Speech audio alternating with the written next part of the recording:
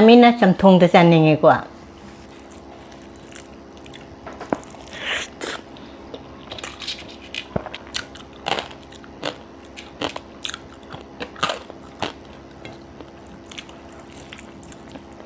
ngasi injangse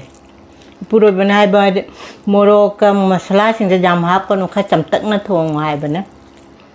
gwati do sing nam chawe khoi na moi lei do moi jung ka sing thum na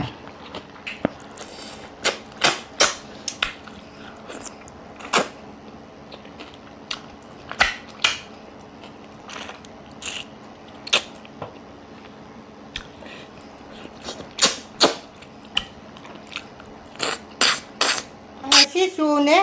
nga se baw mali mai se baw ina leire na ha mu chaki ba sapta du di nga do phajana cha hau dare khajing ja gi bani na ne aduna ngasi di baw oina laura mi na di cham to ke phajana du ge thong ge ngasi di puroi bana masala jam hap ko no ana ko se punna lei bani ba du na ma khong ba la meli jam na aduna ina punchal la ba se ina ne jangang ga thung ga to le tawra ge puroi bana phone to na hangi ba ina moi ne asam de sing jaw ne na moi jung ko do thum me ai re ba phone no wari chuna re ba puroi ba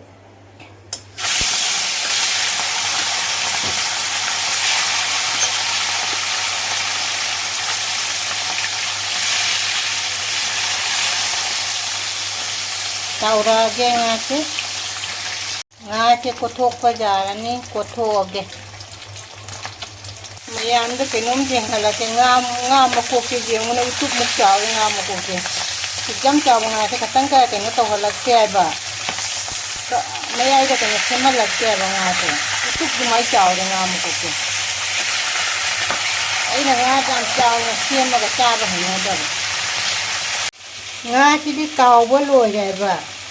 ipuroi ba na ha ri nga lai dei do nga apa do hana thong du oi alu ngau khatle akoi di nga taw ba di puroi bana apam bani na mai apam ba tane na thong se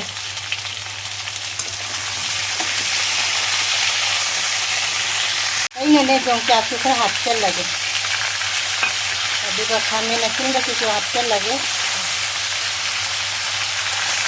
ajana ngaura ga de nahi hat chal lage ok hana ngauram ba de ha ba ai ne mathak tane cha su sa bani na ne saugri khatang heu ge saugri ma thong yam cha bai khutcha ke jong ni sa abda loi ai je saugri kara hek ke lak pa ne saugri se kara hege si haina ko ngang bi se kara hege si ha pa ga na saugri do goro ngore ba thong bada am nuksa gi khutcha se jong ne ai na saugri di he sebu se mallaga thong ga nuksa sa ba se ga na saugri se mahi thak ning ba ino ne mathak ta saugri hek chalo ba ma cham na nga se hap chal lage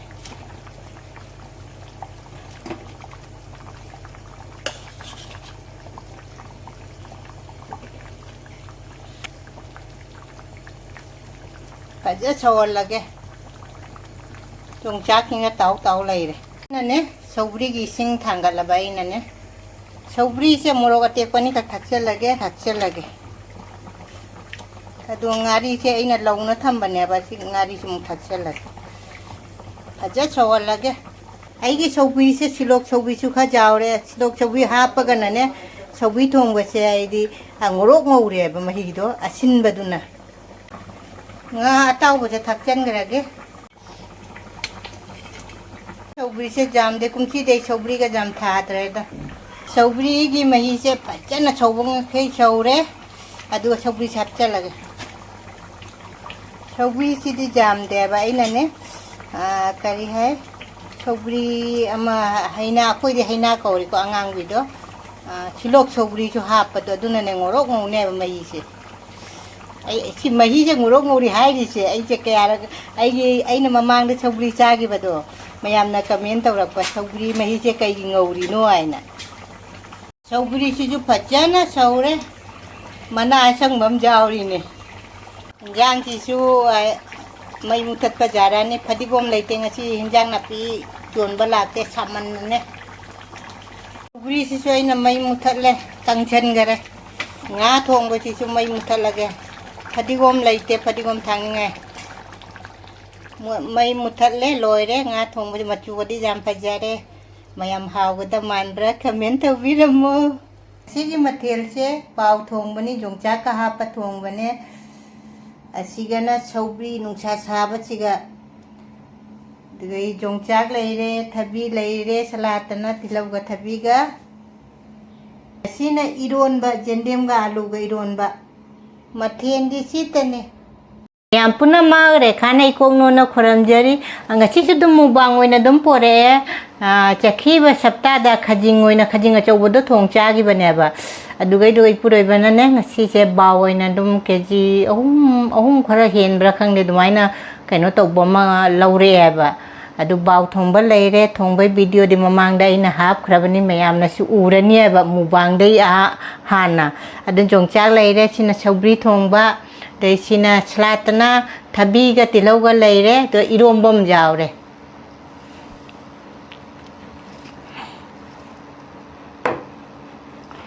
khut ka di dum ha me ko de chinau mayam da baw thong ga se aina saugri sine na chaning se nga thong go thi du jam chaning ode saugri thong ba sine jong cha ka nga thong ba se jong cha ka ha pi me jong cha ku di asang ba matte maru aina lawrak pa jong cha to nga siga isinaw mayam da ahamba chakom se isinaw mayam gi nga je siga tham grage isinga ta han thakki ge saramina chamthong da chaninge ko chara hauri haute hairakke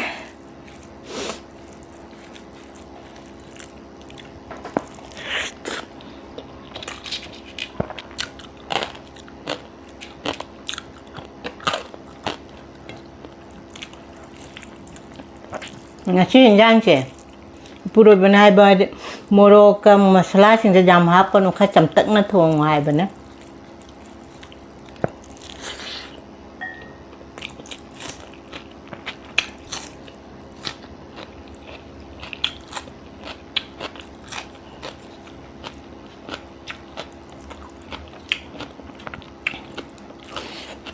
nan office ta moi office ta ne party lai ba du do ma biryani cha rồi đôi mà bụng ngoài kìa rồi nó chăm nè thong á ấy cái đi rôm bên này bên này nè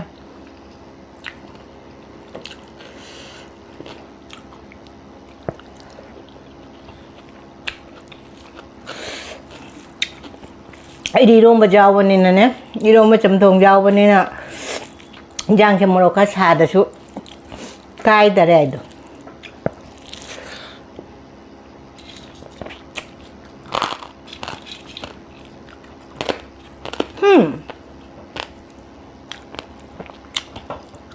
mayam hai này rồi ngasi chu lại khỏi mau được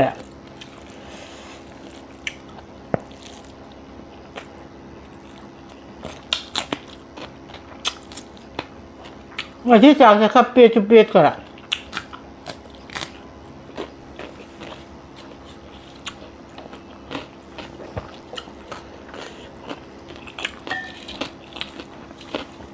ngá thong ba jan na di pet pa mate ba ngá thong ba di kha kan tak na chak to du na haum na ba ang da bani chak pe laga ne jan na pet pa di mate ne du su ai gi da di khatang kal laga haw re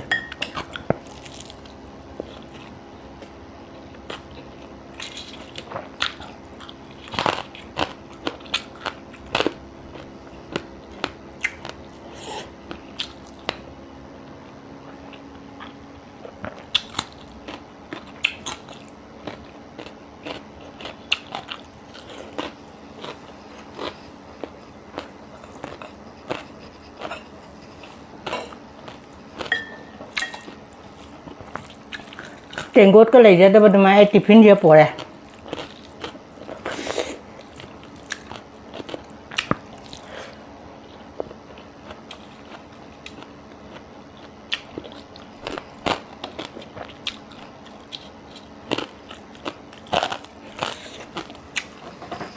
em chụp đi thật kì cái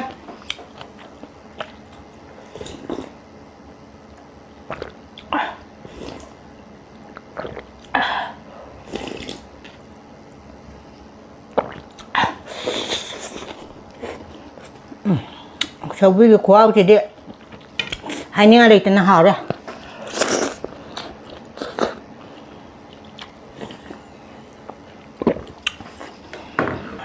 ngà thùng này lên màu su cái sum cài để sầu bì lên hơn bây giờ đấy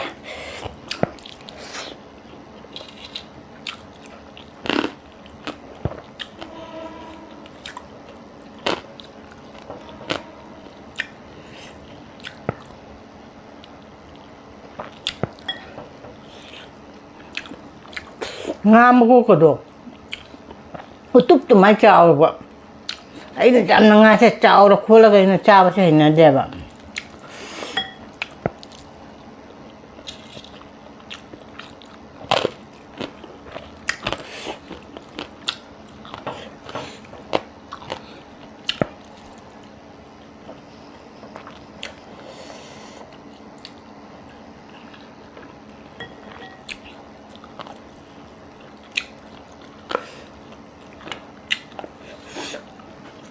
ấy nó dùng chẳng rồi đâu đấy sẽ mà đúng trong một số rau đi hấp một số rau này khối nó là cũng mà tầm ra dùng chẳng mà đúng cái jam nó thuốc thì đẹp ở đi vậy chứ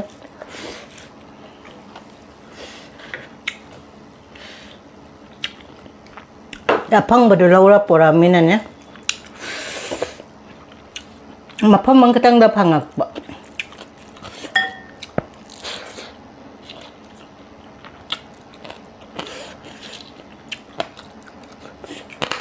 mà xin ngã thuồng mà chưa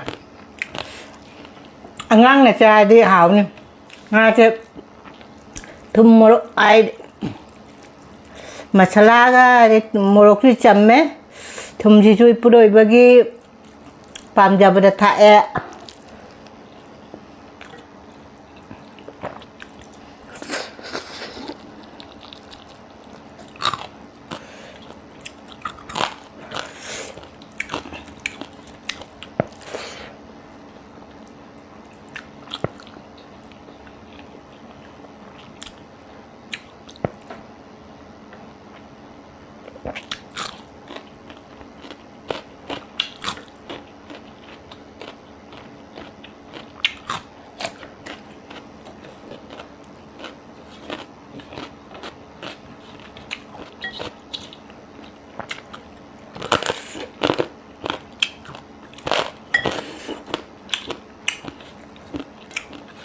pure baca muluk jam cangem dah. Itu mereka cuma hai muluk jam hap dalam hap konon.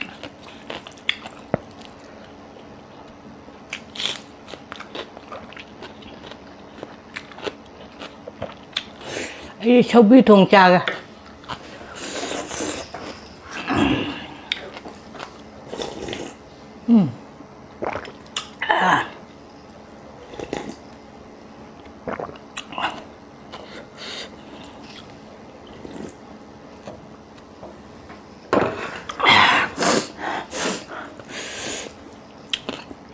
saugri thong besi haina khara hap je khoa se de kha chintak taw na ne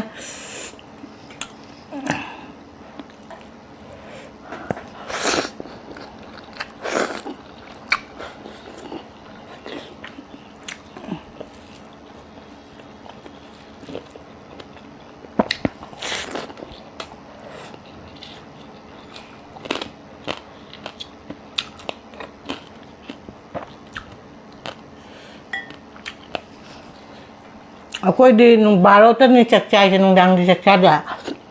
Bro benai mung ado. Khalam thung jelo ai ba. Nung thong ade ma di nung dang chani ai lai ta bani na ne. Nga se tawar thamma ga thong ba ma hau khawat pa ne ba. Thongam dai da taw pa na hau le ba.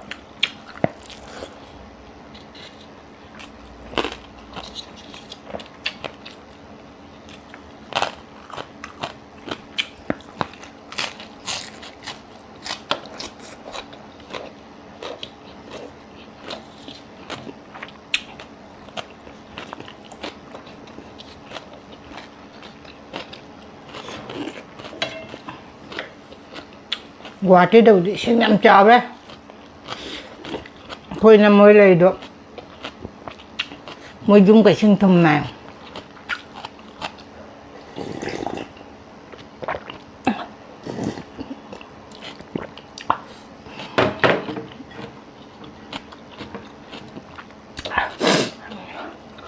hảo đấy sao biết dùng một xíu đấy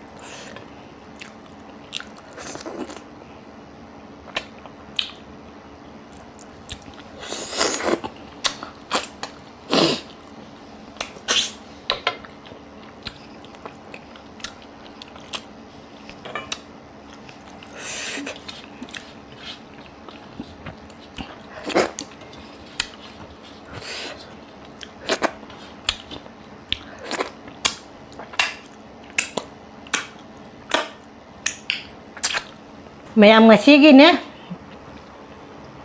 nga thongba che thum morok dugai gi masala che khara icham chamme ngang machana chaga daba hinjang tare asige nga thongba de gi hawbadi saugri ga eromba china hawre ani china ai chit nan ngai ni che loi chaga de ko siam ba jaw dre eromba che jaw dre nga thongba le hawre adu anau bai chini naw nai gi video se aham ba thengna bi ba tare di subscribe like share nuksiba comment ama thambiramo ngasi gi di siga dum thammage mathangi mubang da mu unarase ba